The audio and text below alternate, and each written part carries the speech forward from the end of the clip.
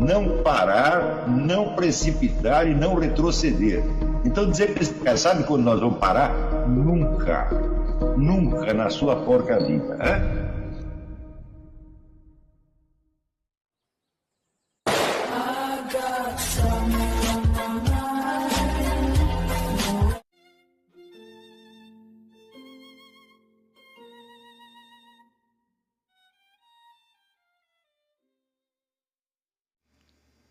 E aí pessoal, tranquilo? Então vem aqui antes do vídeo começar, pedir para vocês se inscreverem, quem não for inscrito, compartilhar, curtir, comentar. Quem puder seja membro do canal, que isso ajuda bastante.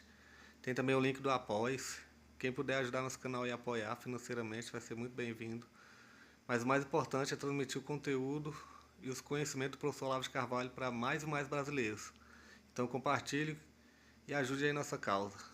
Muito obrigado a todos os membros, apoiadores do canal. Fico muito feliz. Tenho certeza que a gente está no caminho certo. Então fiquem com o vídeo e até mais. Valeu! Se você veja, por exemplo, a diferença de teste experimental, suponha em medicina, em jurisprudência, no direito e na física.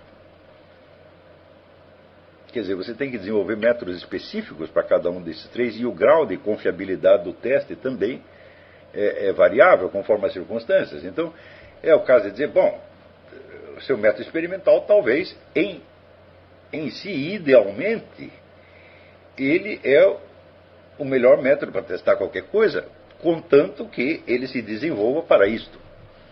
Tá certo? Então, qual é a possibilidade de que métodos desenvolvidos exclusivamente para relacionar fenômenos dentro do presente, do nosso presente estado de espaço-tempo, possam testar alguma coisa que está para além desse espaço-tempo. Então vemos que aí simplesmente esses métodos não existem. Não é isso? No entanto, nós podemos criar um método indireto. Nós não podemos fazer um teste experimental da imortalidade. A única maneira de criar uma ciência experimental da imortalidade seria você tornar-se imortal, passar para o outro lado e trazer de lá as provas da imortalidade. Isso é absolutamente impossível. Mesmo porque, se você trouxesse provas da imortalidade, essas provas teriam que estar adaptadas à condição de vida terrestre temporal dos observadores. Então seria como você espremer a experiência da imortalidade dentro da esfera da mortalidade, e isso é obviamente autocontraditório. Então essas testes não valeriam nada. No entanto, você pode obter uma verificação empírica de certos fatos que não são em si, não dizer, a presença da imortalidade, mas implicam uma imortalidade. Não é isso? E é por isso que eu digo mais adiante que não se pode falar de experiência da imortalidade, tá certo? Mas você pode haver uma experiência da supracorporeidade. Quer dizer, se você tem acesso a modalidades de conhecimento que são supracorporais, então está claro que a sua cognição não está limitada à esfera corporal, e se não está limitada e nem é determinada pela esfera corporal, então não se vê por que essas possibilidades cognitivas devessem morrer no instante que o corpo morre, já que não tem nada a ver com ele. Tá certo? E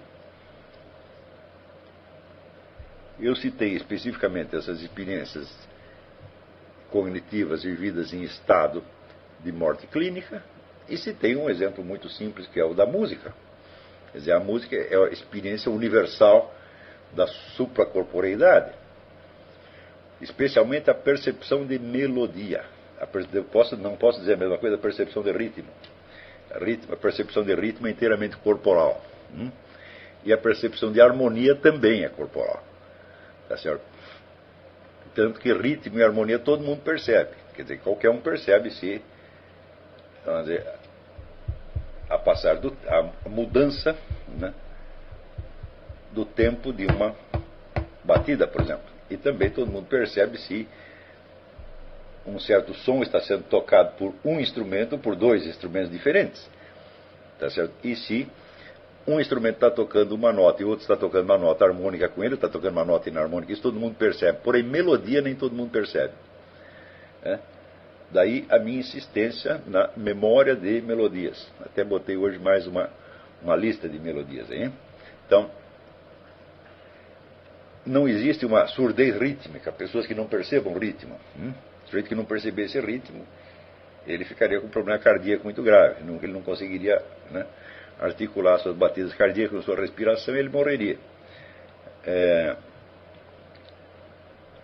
O sujeito que não percebesse harmonia, ele não conseguiria perceber a diferença entre uma voz e duas vozes. Então você não saberia se está conversando com duas pessoas ou com uma pessoa. Mas existe uma surdez melódica, chamada surdez tonal, né?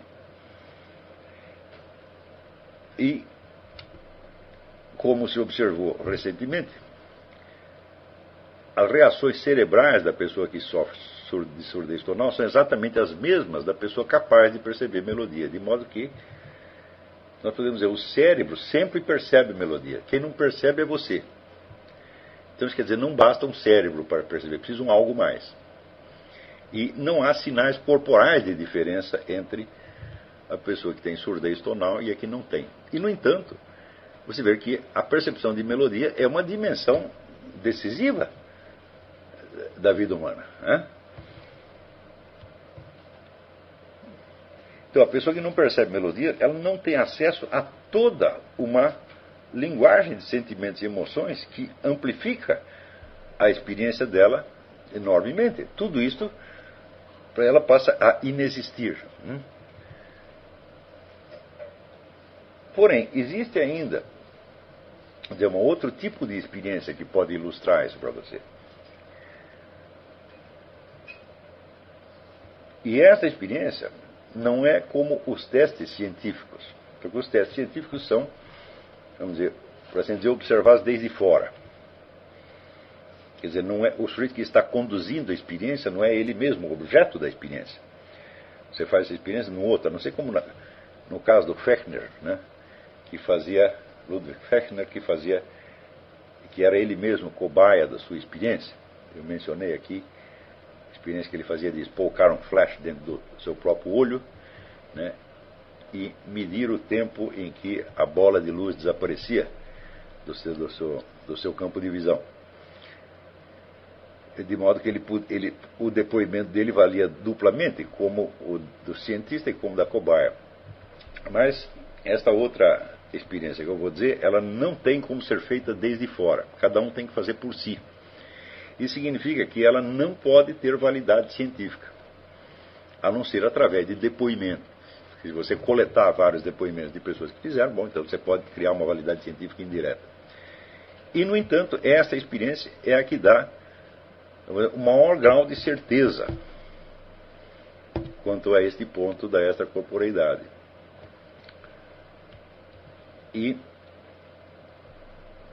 a experiência consiste simplesmente no seguinte: é fácil você perceber que todos os elementos que compõem a sua esfera mental, sua esfera de pensamento, memória, imaginação e tal, estão em constante fluxo, em constante movimento. Tá certo? Aquilo nunca para. Né? Tudo ali é absolutamente impermanente. Né?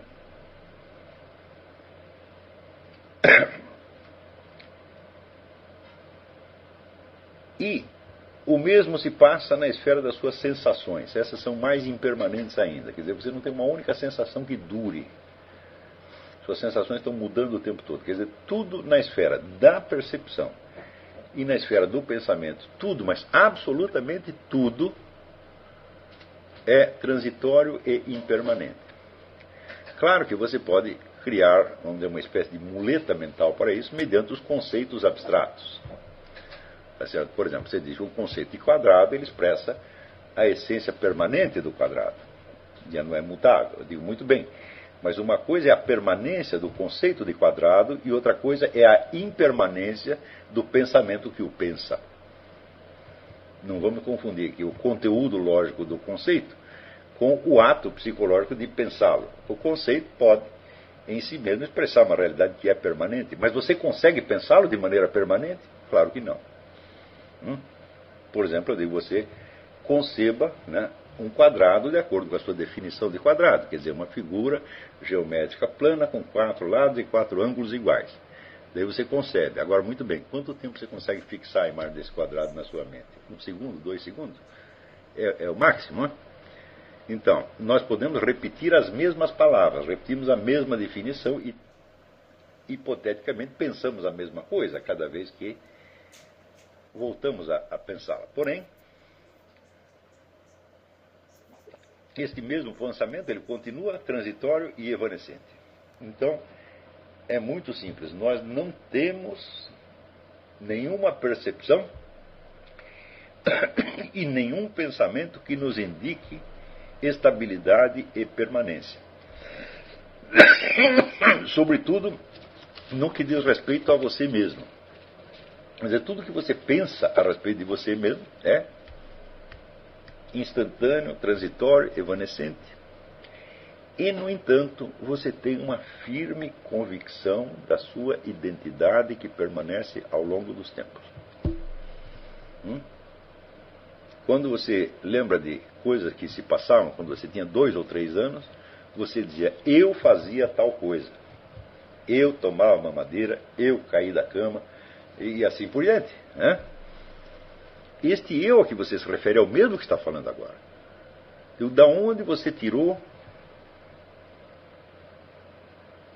esta firme convicção de identidade? Alguns espertinhos dizem que esta identidade do eu é apenas um artifício linguístico. Como lhe dão só um nome, e o chamam sempre pelo mesmo nome, e você associa esse nome à palavra eu, então você acaba se acostumando à ideia de que você é um e o mesmo. Só que, se você já não soubesse antes disso que você é um e o mesmo, como você ia saber que esta palavra, este nome se refere a você? Portanto, essa explicação não funciona de maneira alguma. Se a unidade e permanência do seu eu fosse uma questão de pensamento abstrato, ela seria tão evanescente quanto qualquer outro pensamento abstrato que você tem. Ela entraria e sairia e você só teria a visão dessa unidade nos momentos em que você se concentrasse no conceito, como acontece com qualquer outro conceito. E, no entanto, não é assim. Nós temos a convicção permanente da unidade e permanência do nosso eu, sem precisar pensar nela. Mais ainda, nós não podemos pensar nela. A unidade e permanência do nosso eu não pode ser pensada. Você só pode pensar o seu eu em determinados momentos da sua ação. Você se lembra de estar fazendo certas coisas, tá certo? Ou você tem uma sensação de identidade corporal agora, mas nada disso permanece. Tudo isso é transitório. Mas por baixo disso continua a firme convicção de identidade e permanência do eu. Da onde você tirou isso, raios? Se esta unidade e permanência não tem base física, porque o seu corpo se transforma continuamente,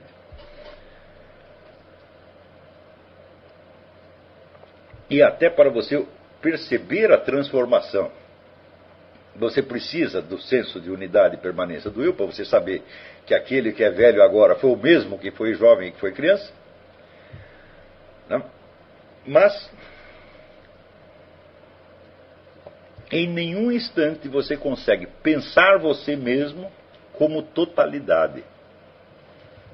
Nunca você consegue. Você lembra de um pedaço, você lembra de outro, você fala de uma coisa, fala de outra. Ninguém pode ter uma visão completa de si mesmo. Todas as visões que você tem de você mesmo são fragmentárias e transitórias. E, no entanto, por baixo delas continua o mesmo sentimento de permanência e identidade do eu. Resultado, este senso de unidade e permanência do eu não é um elemento mental. E também não é um elemento corporal. Ele não está no seu corpo, também não está na sua mente.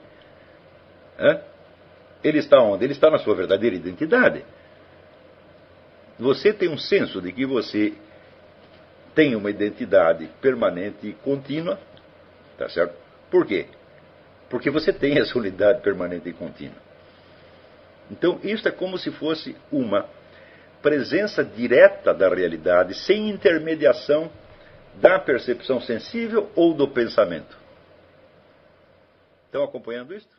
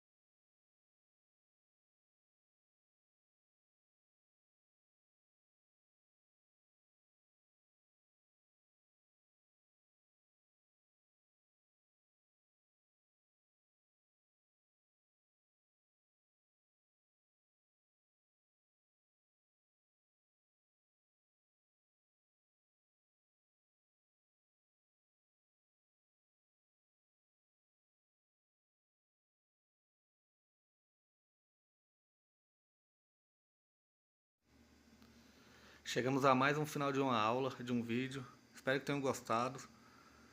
Quem não se inscreveu ainda, se inscreva, compartilhe, comente. Ajude o nosso canal, apoie, seja membro. E ajude o nosso canal a chegar a cada dia a mais brasileiros que precisam muito do conhecimento do professor Olavo de Carvalho. Então é isso aí, fique com Deus, até o próximo. Valeu! Então é isso aí, pessoal. Que é o nosso canal. Que são alguns livros que eu já li. A maioria foi doação, mas alguns eu adquiri, professor Olavo de Carvalho. Alguns livros se perderam aí que eu emprestei. Professor Alexandre Costa. A Bíblia Sagrada. 10 lições sobre Karl Marx. Indico a não ler esse livro, que é muito ruim mesmo. Alguns pensadores aqui que realmente, como o professor Olavo de Carvalho disse, não são pensadores. Valeu, tamo junto aí. Apoie nosso canal, seja membro.